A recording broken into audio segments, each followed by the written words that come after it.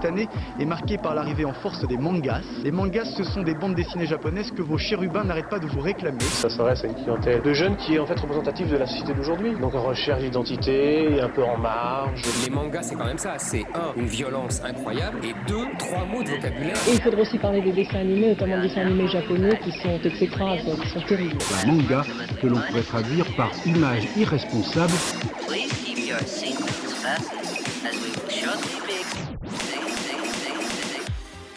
Bonjour, bonsoir à tous les amis, bienvenue dans BAM, votre podcast banger, anime manga, masterclass. J'espère que vous allez toutes et tous très bien, que vous passez une merveilleuse journée, une merveilleuse semaine, une merveilleuse soirée, je sais pas quand est-ce que vous nous écoutez.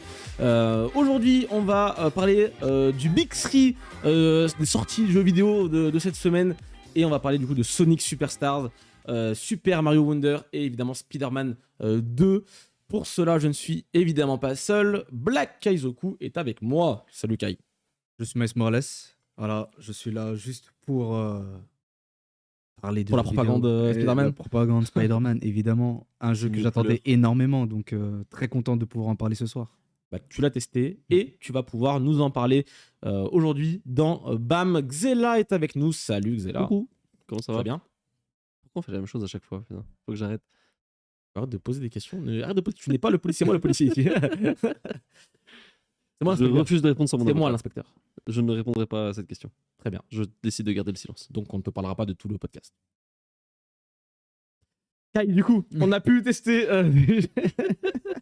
on a pu tester effectivement les nos grosses sorties de la fin d'année, de cette semaine particulièrement.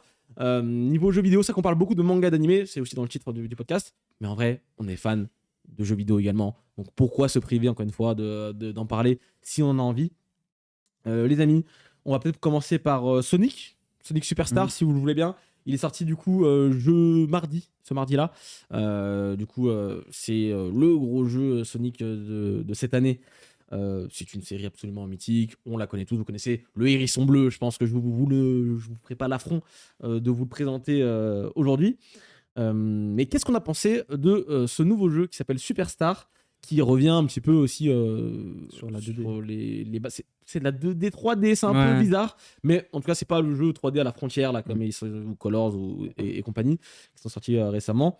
On revient sur l'essence même de Sonic, avec un jeu plateforme, littéralement un jeu plateforme. On va de gauche à droite, il y a des boss, il y a des mini-jeux, il y a des trucs qui se passent, il y a des personnages jouables, beaucoup de personnages jouables d'ailleurs qui sont très cool. Il y a Amy, il y a Knuckles, il y a Tails, il y a Sonic, évidemment qui sont jouables, qui sont très personnalisables, il me semble, si vous le voulez. Il y a plusieurs modes de jeu, le mode combat, machin, mais le mode histoire, évidemment, c'est celui que je pense que vous allez tous jouer si vous voulez y jouer, effectivement.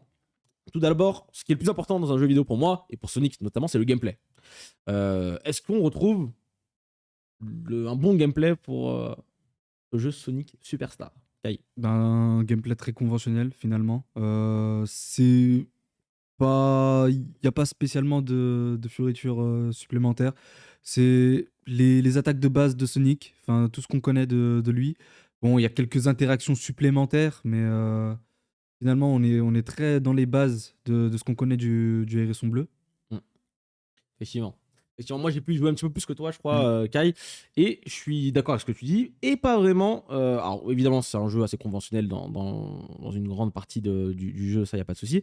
Mais en même temps, ils ont su quand même, je trouve, renouveler un petit peu la formule sur certains aspects, sur certains points de boucle de gameplay assez inédites.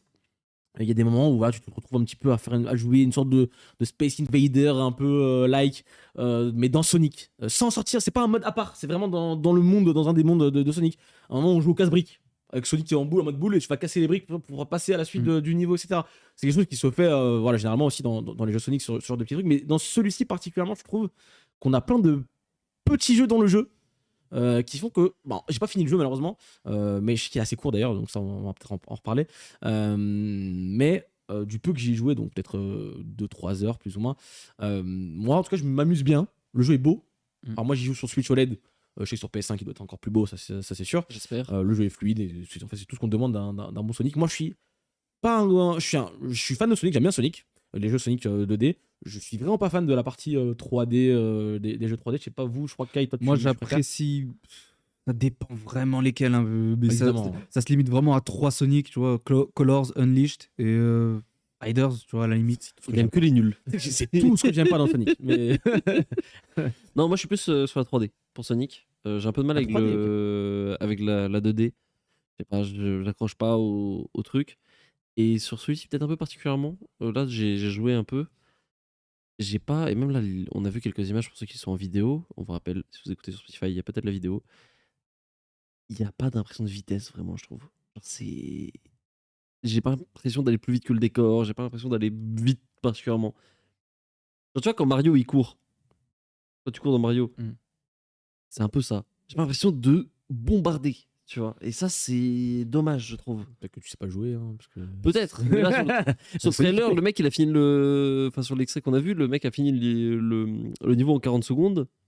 Et t'as pas ce. Est-ce que c'est peut-être visuellement? Est-ce que c'est le fait que ce soit de la 3D? Du coup, Ouais, j'ai pas ça ressenti ce que déforme moins? Je sais pas. J'ai pas senti ce que tu me dis là, mais on peut l'entendre effectivement. Les boss aussi, c'est quelque chose de très important hein, pour les Sonic. Généralement, il y a plusieurs boss par niveau, par monde. On retrouve voilà, des boss pour le coup qui sont plus conventionnels. Je vais pas les saucer non plus de ouf. C'est des boss comme on a retrouvé dans Sonic. Généralement, il y a évidemment des choses un peu inédites ou quoi, encore heureux. Mais c'est efficace, encore une fois, efficace, simple. Ça fait le taf totalement. Mais en tout cas, voilà, je passe un très bon moment en tout cas devant ce petit Sonic qui malheureusement est beaucoup trop court. Pour un jeu qui coûte 50-60 euros. Ou 14 niveaux. Ouais, 14 niveaux.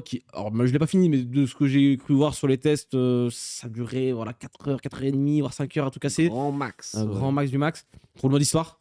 Alors, évidemment, si vous voulez faire 100% avec tous les petits trucs machin à l'intérieur, je pense que c'est un peu plus.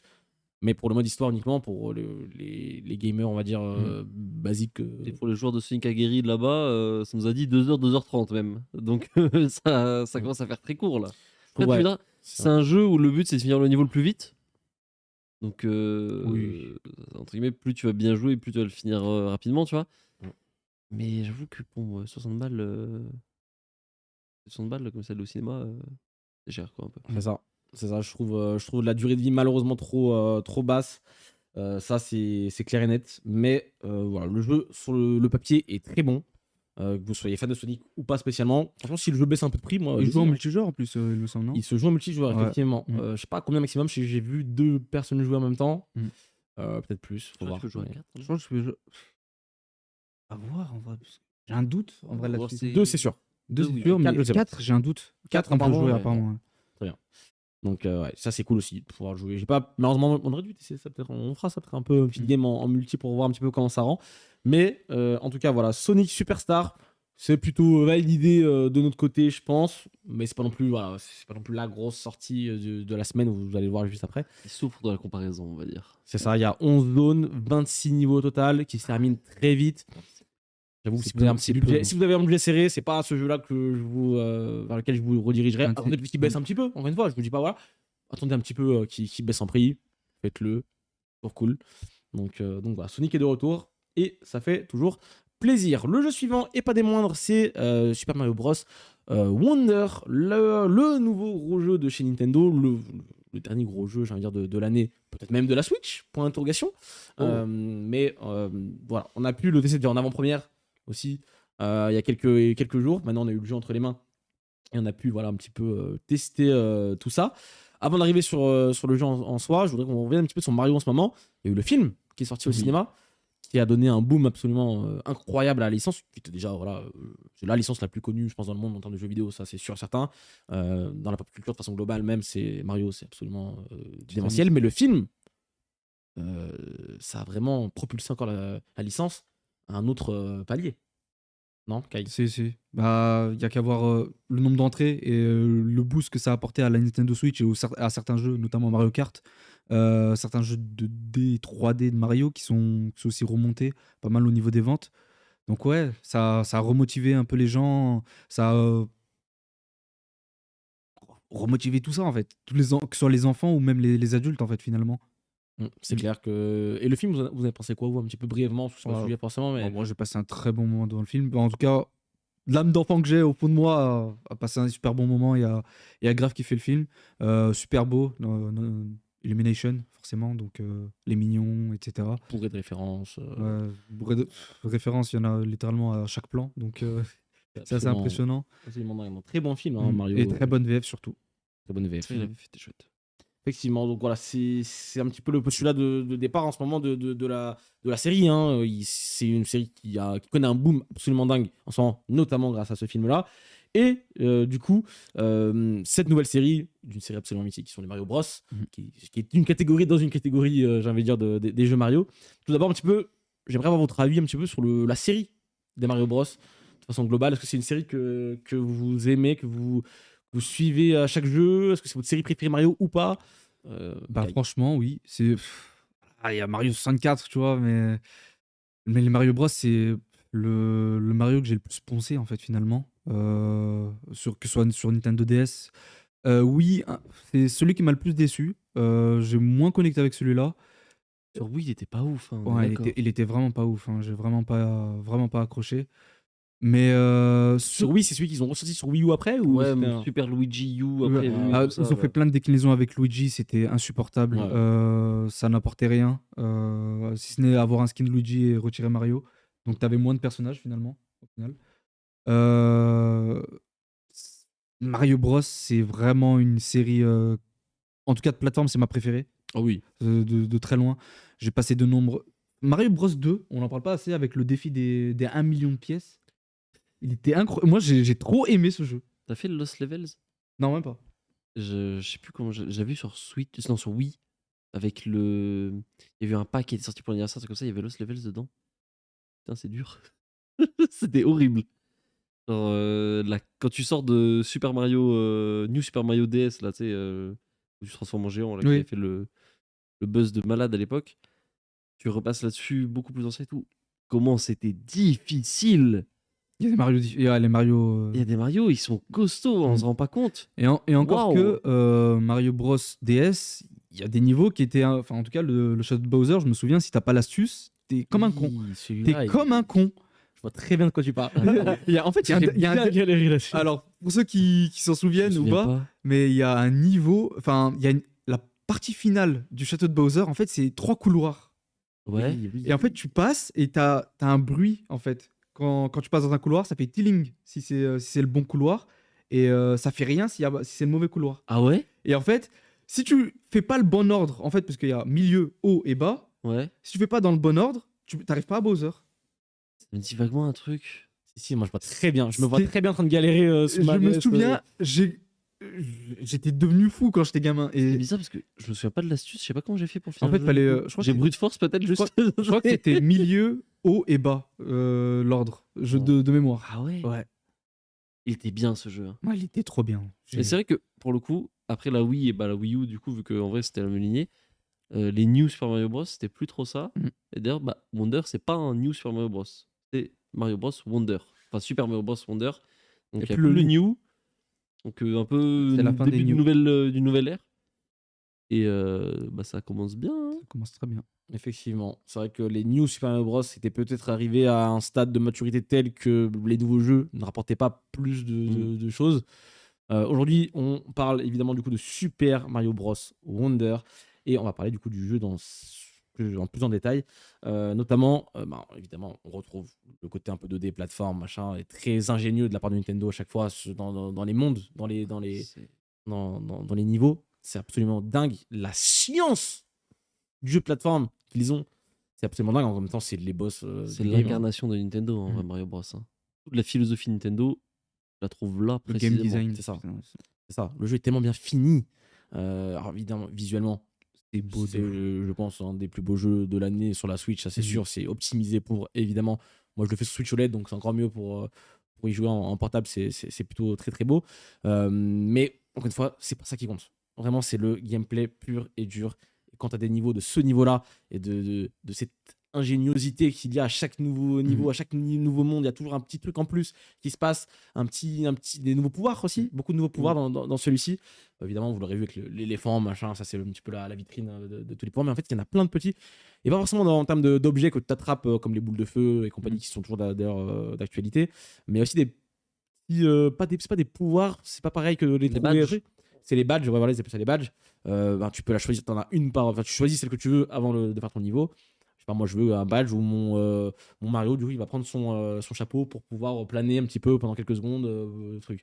J'ai un autre truc où je peux me mettre sur les murs et un petit peu truc, enfin, et sauter pas en. Comment dire? Pas En zigzag plutôt. par le haut. Genre, je saute contre un mur et je vais directement plus haut. Ah, Au lieu ok. de faire comme ça. Enfin, bref, je ne saurais pas comment bien expliquer. Bref, plein de petits trucs comme ça qui ajoutent du gameplay à tout ça. Et C'est de la c'est rejouabilité surtout. et la rejouabilité, effectivement. Évidemment, Le tu te nombre dis, de genre, tu fois fais le où tu niveau, tu te dis, passes, mais attends, mais si c'est j'avais eu ce ça. pouvoir-là, j'aurais pu faire ça comme ça, tu vois. Et ben, tu vas peut-être le refaire et tu vas peut-être pouvoir choper du coup toutes les étoiles, enfin les sortes de fleurs, Les étoiles, graines. bref, les graines. Ce qui fait qu'il n'y a pas qu'une seule solution comme les anciens Mario Bros pour finir un niveau ou C'est ça. avoir un. Et il n'y a pas qu'une seule fin, en truc, plus Mm. sur les niveaux, souvent. Parce que tu as ce truc-là de la. Comment ça s'appelle ça? La fleur. Je pense que c'est la Wonder Flower, mais je sais plus comment ça s'appelle en français. Quand tu la prends, tu sais, et le niveau change complètement. les fleurs prodiges. Les fleurs prodiges qui changent complètement tout le niveau, la manière de l'aborder, la manière de le jouer, parfois même la fin. Mm. Genre, tu débloques un nouveau drapeau, T'as un double niveau en fait. C'est ça. ça. Et à Les fleurs chaque prodiges, pour fois, moi, c'est un des meilleurs ajouts du jeu. à chaque fois, c'est différent.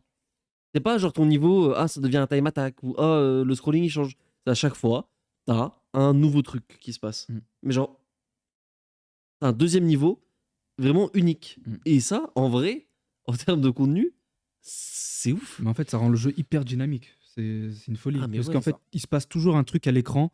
Rien qu'en fait, prendre la fleur prodige. Par exemple, j'ai fait un niveau tout à l'heure pour le test. Tous les personnages chantaient en fait. Et ton niveau est vivant de fou. C'est plus du tout la même ambiance. Même les couleurs changent complètement. Mario sous LSD. C'est Les une tuyaux dinguerie. qui commencent à bouger, Mm. toutes ces conneries, c'est trop cool. C'est ça, le jeu est tellement vivant, la DA du jeu est absolument dingo de toute façon de A à Z.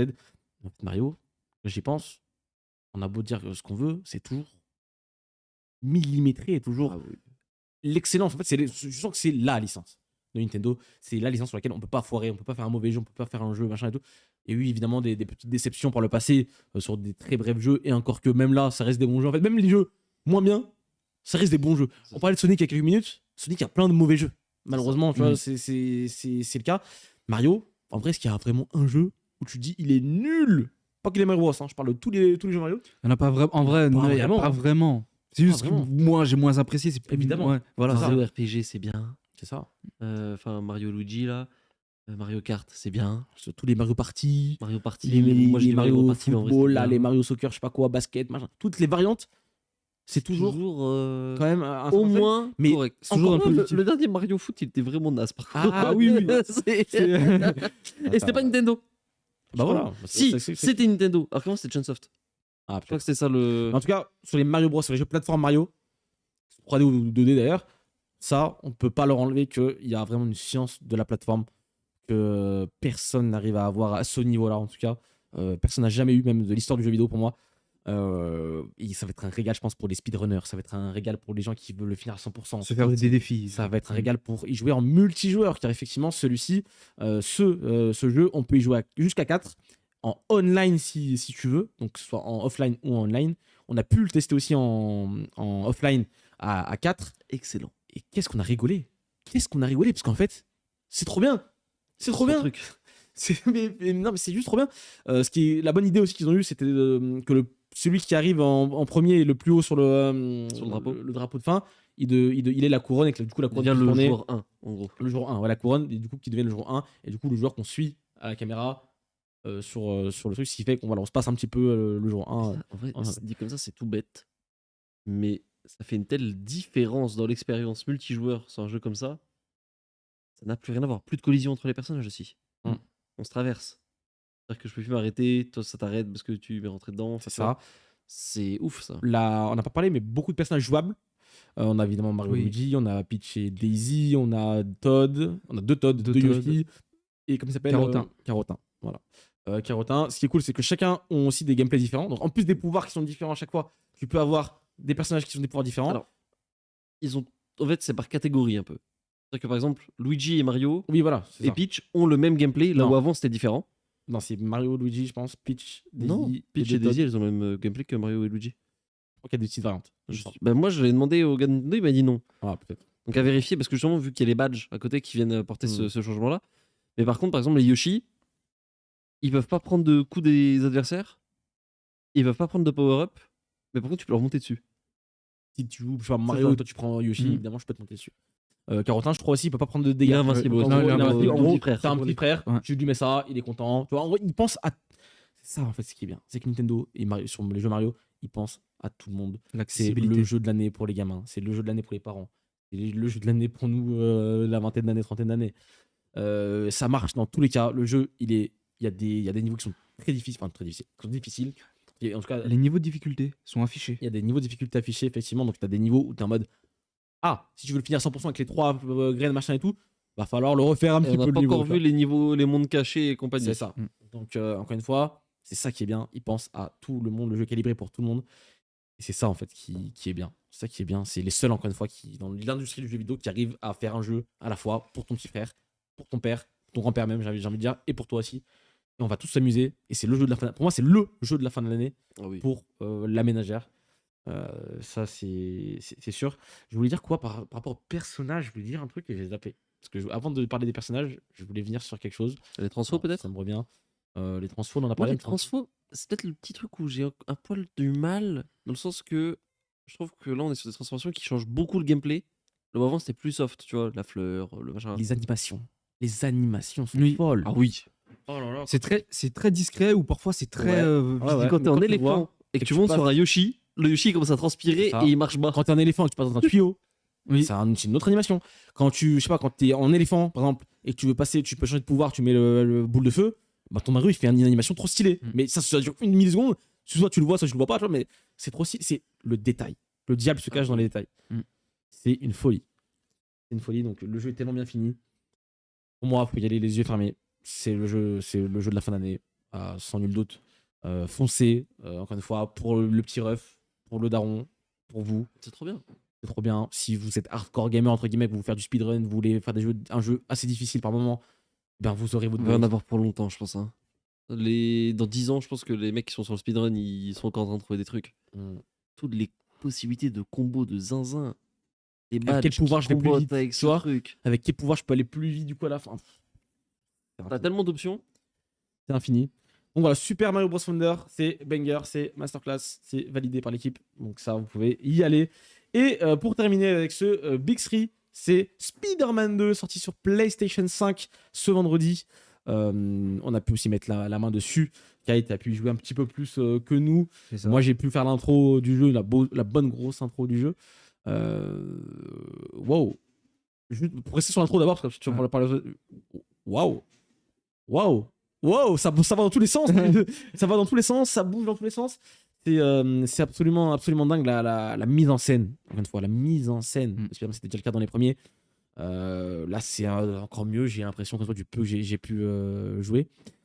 Kai, qu'est-ce qu'on en pense de ce jeu? Tout d'abord, peut-être dans l'histoire. Dans l'histoire, dans le scénario, vas-y, contexte, ouais. dis-nous. Bah, le On suit les deux enfin, Spider-Man. Ouais, c'est ça. Ben, le contexte déjà de Spider-Man, enfin de la licence Marvel Spider-Man, 5 ans après le premier Spider-Man sorti sur PS4 et PS4 d'abord. Et ensuite, on a eu un Miles Morales 2 ans plus tard. Et là, 3 ans plus tard, on se retrouve avec Spider-Man 2 qui va suivre justement la suite 9 mois plus tard après les événements de Spider-Man, de Miles Morales, ouais.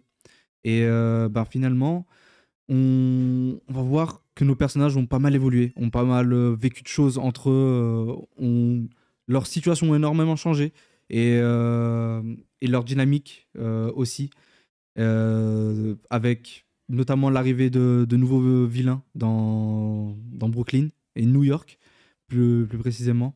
Donc, pour pouvoir faire face à un certain vilain très connu des fans de Marvel, notamment Venom. Voilà. Donc, tout d'abord, l'histoire commence avec justement une très belle. Très grosse intro, très grosse intro. face à l'homme sable. Une très belle démo technique. une très belle démo Moi, technique, j'avais effectivement. pas joué à Spider-Man 1 très longtemps. J'ai fait quelques passages. Les Et- effets de sable, les effets, j'y les- pense là. Mm. C'est une prouesse technique d'avoir les effets de particules un peu sable comme ça. Là, on va passer, pour ceux qui nous regardent voilà, sur Twitch ou sur YouTube, quand il repasse dans le. Et que ça repasse directement en mode sable, c'est absolument fou. Moi, j'ai kiffé dans l'intro, en tout cas, déjà et je pense que ça va être ça dans tout le jeu, c'est ça que j'ai hâte de voir. C'est les deux, en fait, ensemble. Ouais. Peter et Miles, et les échanges, on va dire, que ce sont dans les dialogues, mais aussi visuellement, ce qu'ils vont faire. Il y en a un qui passe, toi tu passes par là, lui il est là, après, tu peux switch avec l'autre personnage, tu peux faire autre chose. C'est absolument fou. La maniabilité du jeu, C'est ça que j'allais c'était déjà le cas j'allais dans venir. les premiers. On s'y retrouve, il y a des nouveaux pouvoirs évidemment, mais qu'est-ce que c'est agréable de se déplacer. Qu'est-ce que tu te sens puissant. Qu'est-ce que tu te sens Spider-Man. Ça a été repensé de fou par rapport au premier. En fait, c'est tellement plus fluide, tellement mieux pensé, la dynamique des toiles, des balancements de Spidey. Et la nouveauté, c'est finalement le voltige avec Spider-Man les deux Spider-Man qui déploient leurs ailes tout simplement dans Brooklyn. Donc là, il y a aussi énormément de choses qui ont bougé dans la ville. Donc pour pouvoir accueillir cette nouveauté. Que ce soit les courants d'air qui vont justement t'accélérer dans toute la ville. Ça, ils ont réussi à quand même rajouter des choses qui font que on n'a peut-être pas cette situation de redondance. Je pense qu'on ne pouvait pas le faire avant, je crois, de nager un petit peu, de flotter un peu sur l'eau. C'est ça. Mais voilà, c'est cool, je trouve. C'était peut-être le risque, et ce que j'avais un petit peu peur, c'est peut-être de me retrouver juste avec un Spider-Man 1.5, un petit peu.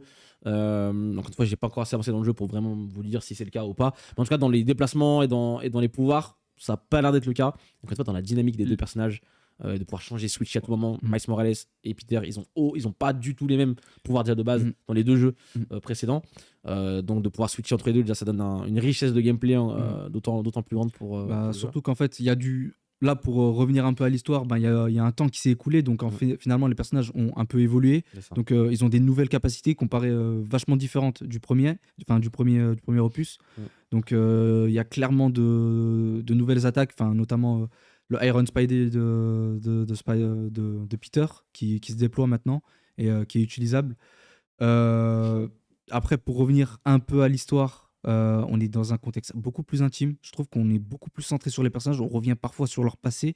Il y a beaucoup plus de changements. On revient dans le passé, on va dans le futur. Il y a tellement plus de changements au niveau de l'histoire.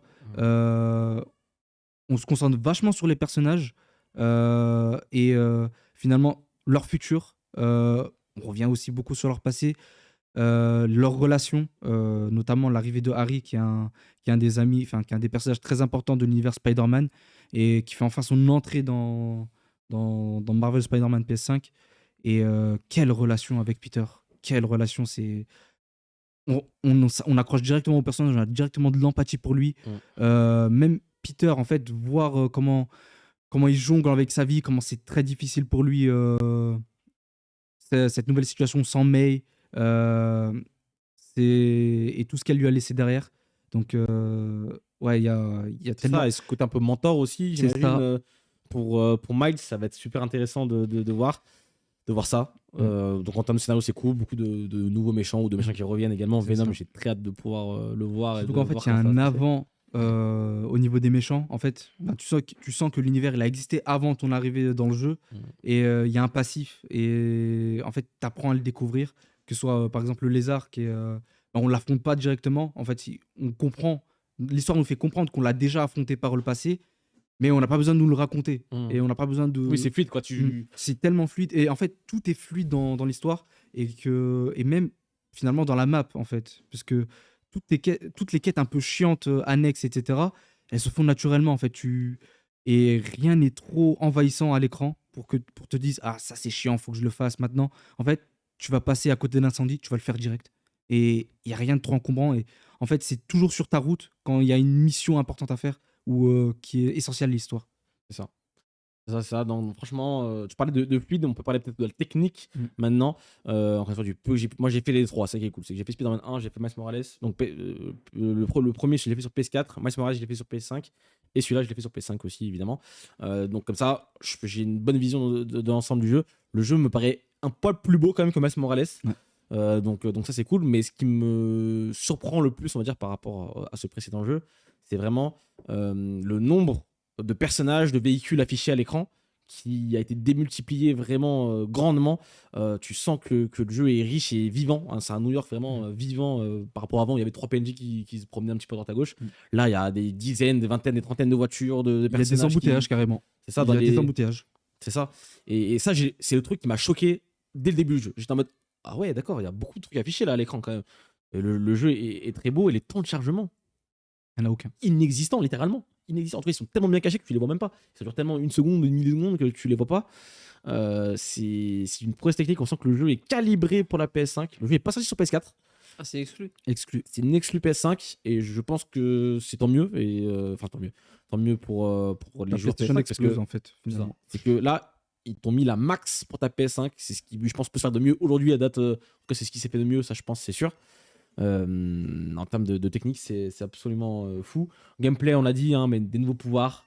Et comment tu ressens, toi, le switch entre les deux personnages, les pouvoirs, les Bah, en fait, déplacements? ça s'accorde vachement avec finalement l'histoire et comment en fait tu te déplaces dans la ville parce que des fois Miles est aussi en patrouille et en fait tu interviens ou alors Miles intervient dans tes patrouilles à toi et en fait vos attaques se combinent lorsque vous attaquez des vilains ou même finalement dans les cinématiques et en fait je trouve que c'est vachement bien intégré et même en fait finalement quand tu patrouilles ou tu te déplaces pour aller d'un endroit à un autre par rapport à l'histoire, on n'a pas besoin de te le dire. Là, tu dois switch pour aller voir Miles. En fait, finalement, t'entends les personnages parler, l'histoire elle avance et tu te dis, là, faudrait que je passe à Miles parce que là, il vient de parler d'un truc, ça m'intrigue. Et tu passes direct et en fait, Peter il avance dans son côté et toi, t'es du côté de Miles. C'est cool, c'est-à-dire qu'il y a vraiment, genre quand tu lâches, je sais pas, tu es sur Peter, Miles il continue de faire des trucs, Ouais. et quand tu reprends le truc de Miles, il est en train de faire un truc, enfin c'est absolument, ça doit être fou ça. Ouais. Tu loupes rien du coup. Non, tu loupes rien. En fait, T'as pas l'impression En fait, de passer à côté de. t'as une continue. En fait, c'est comme si t'avais 2 histoires en parallèle. Et à un moment, t'es avec Peter. Peter parle d'un truc. Miles, lui, il avance encore. Et en fait, t'as rien loupé de ce qu'a fait Miles. Et il t'introduit un truc que Miles a fait, ou alors les deux communiquent par téléphone.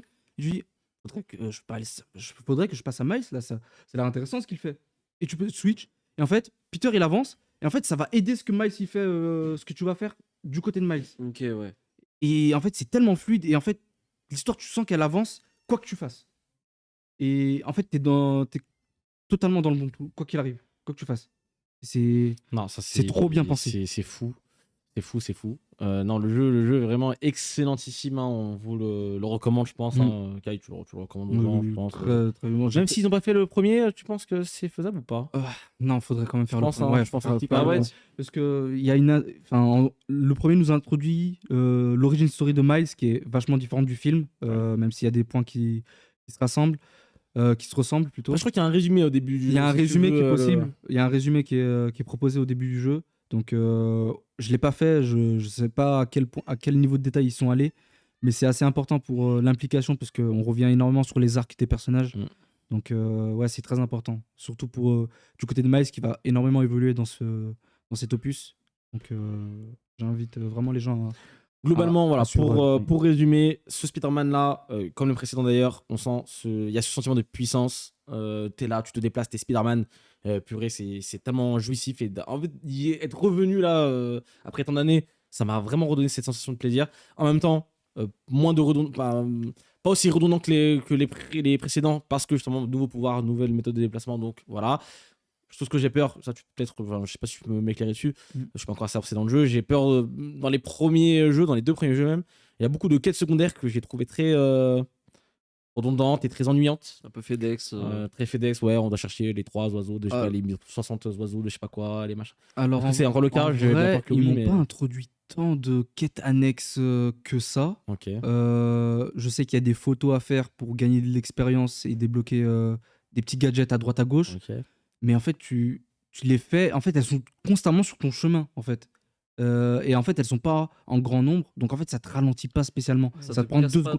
Ça te casse pas ton gameplay. Ça prend littéralement 2 secondes à faire. Tu fais un switch vers le haut et tu prends la photo et tu te barres. Ok, très bien. Ça, c'est cool. On n'a pas parlé forcément des costumes, de tout ce qui est à côté, l'arbre de compétences, L'arbre de machin, compétences qui est énorme. qui est énorme. Les Parce que- costumes, vous allez en avoir, je pense, vraiment pour les fans de Spider-Man. Là, vous allez Et elles vous sont régaler. personnalisables en plus. Et personnalisables en plus. Donc, Ah, personnalisable. Genre, c'est pas juste tu prends costume A, B, C, D. Il y a ça, mais tu peux changer leur couleur. Oh, ça c'est marrant. donc ça, je pense que les fans seront ravis de retrouver les différents costumes des différentes comics, séries, films et compagnie. Ça, je pense que ça va être un régal. D'autres choses à ajouter, les mises en scène absolument abouties. Ça, j'aime bien. Spider-Man, c'est un jeu absolument abouti dans la mise en scène. C'est un jeu solo narratif. Tu vas t'en prendre plein la vue pendant quoi, ça veut dire quoi, 20 heures, on m'a dit. 20 heures, entre 20 et 30 heures, je crois. Ouais, voilà. Le premier était très court hein, de Spider-Man. C'est ça. Entre 20 et 30 heures, tu vas te régaler. Tu vas t'en prendre plein les yeux. Et tu auras ce sentiment de puissance. Et c'est tout ce qu'on demande d'un Spider-Man, d'un jeu Spider-Man. S'il y a un troisième, est-ce que on n'aurait pas peur cette fois? Est-ce que finalement le jeu, j'ai l'impression qu'il a bien digéré ce que les deux premiers ont fait. Miles Morales, c'est un 1.5, on va dire plus. Mais il a bien digéré ce que le truc. Est-ce que c'est pas le Spider-Man ultime? Est-ce que c'est le jeu Spider-Man ultime, le jeu de super-héros ultime ou pas, Kai? On se dirige vraiment dans ça, hein, finalement. Après, à voir, est-ce qu'un troisième opus, ce serait nécessaire? C'est ça. Est-ce que les personnages qu'on suit là actuellement, ils vont pas finalement aboutir à quelque chose? C'est ça, et même au-delà du scénario, je veux dire, même en termes de jeu en tant que tel, Mm. hein, tout ce que ça peut envelopper. La est-ce qu'il y a besoin la d'un mythologie trois- Spider-Man, elle a énormément Ah, à ça, fournir. c'est sûr. Ouais, Il y a de quoi mais faire. Mais il y avait Venom encore déjà. C'est pas il y a Venom déjà. Bah, il est dans le 2. À moins que. Il est Dans le jouable 2. Non, il est pas jouable. À voir. Mais Je crois que oui. Hein. On va pas mentir, mais je crois que on n'est peut-être pas encore, mais je crois que c'est jouable. Bon, on verra ça évidemment. Mais voilà, encore une fois, à voir ce qu'il en est. Ce jeu-là, on vous le recommande. Banger Masterclass. Banger Masterclass, sans hésiter. Banger Masterclass, Décidément. sans hésiter. Décidément, aujourd'hui, c'était plutôt pas mal. Il n'y a que Sonic qui a pas eu son banger masterclass. Quoi? Sonic, il a pas eu son banger Sonic, il a que son banger, mais il a pas son Masterclass. C'est-à-dire que c'est un bon jeu, On s'amuse bien, mais mais. on va pas non plus Donc. abuser. Mais en tout cas, voilà. Est-ce que vous êtes plus Team Mario, Team Sonic ou Team Spider-Man? Vous nous le direz voilà, sur les réseaux sociaux. N'hésitez pas à nous suivre sur tous les réseaux sociaux. Évidemment, vous nous écoutez peut-être sur Spotify, Deezer, Apple Podcast, mais aussi sur YouTube, sur Twitch. On fait les enregistrements en live. Donc évidemment, il y a de la caméra. Faites coucou à la caméra. On existe, on est là, on est réel. Et on a un beau décor, donc n'hésitez pas à venir nous voir. Suivez-nous sur TikTok, sur Instagram, sur X et consorts. Donc voilà, tout va bien pour le mieux. On espère que ce nouveau podcast vous a plu. Et on se dit à très vite voilà, pour de nouvelles aventures. Et bonne journée, bonne soirée, bonne nuit. Et à très bientôt. Merci Kai, merci Xela. Merci à toi. Ciao, ciao. Ciao la team.